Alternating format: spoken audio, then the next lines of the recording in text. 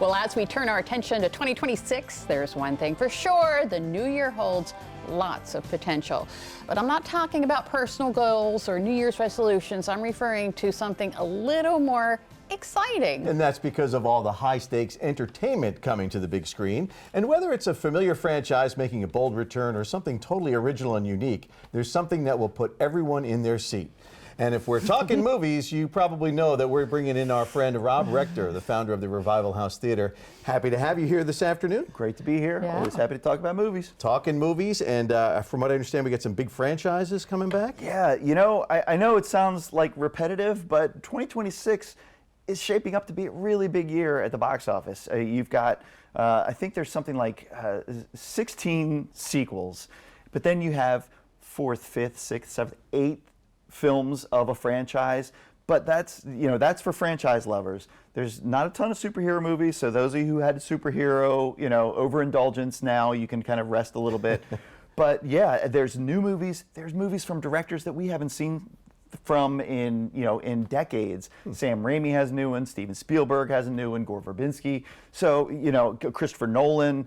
So there's a mixture of some brand new, and there's also some familiar faces. So I think no matter what you're looking for, you're going to be able to find a couple things on the big screen this year to experience. So let's talk about the little screen, or more so the jump from the small screen to the big screen. Yes. So some TV shows or movies? So we have a few that are now taking the lead. Peaky Blinders is now going to finish its run on the big screen. The one that I think is most curious is one called Acme versus Coyote.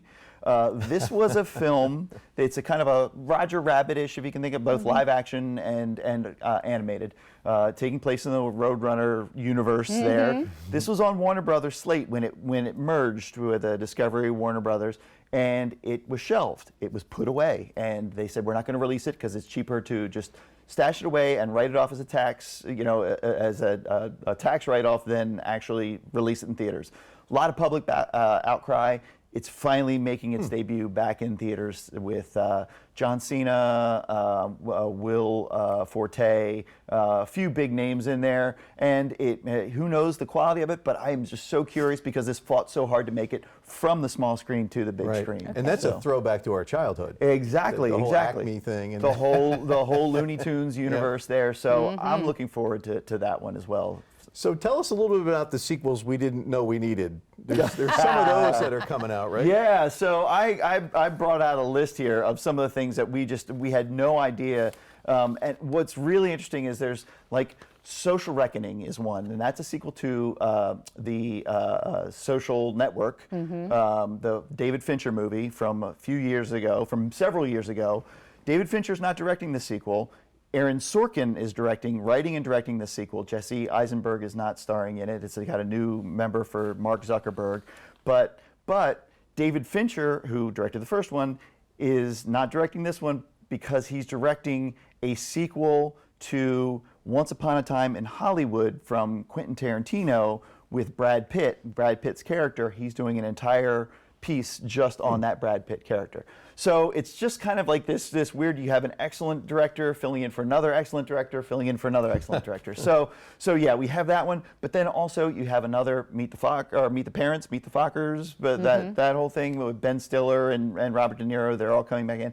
You have Devil Wears Prada, which has been like 20 years since that one. And then you have Practical Magic, which I don't even know if half the people even remember what that is, with Sandra Bullock, Diane Wiest.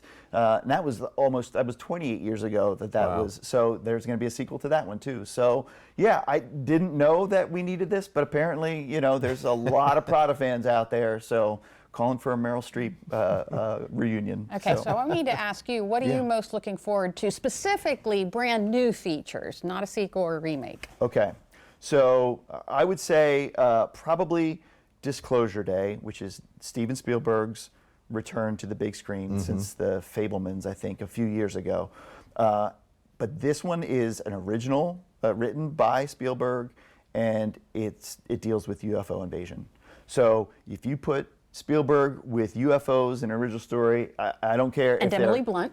And Emily Right, Blunt, right. exactly. But it could be E.T., it could be, War of the Worlds, doesn't matter, anywhere in between. I'm happy, I'm down with it, bring it on. And Christopher Nolan, obviously, it's a redo of the Odyssey. It's not like we've had a ton of Odyssey, so I would say that that's kind of new, and I'm just interested to see anything Christopher Nolan puts on the screen.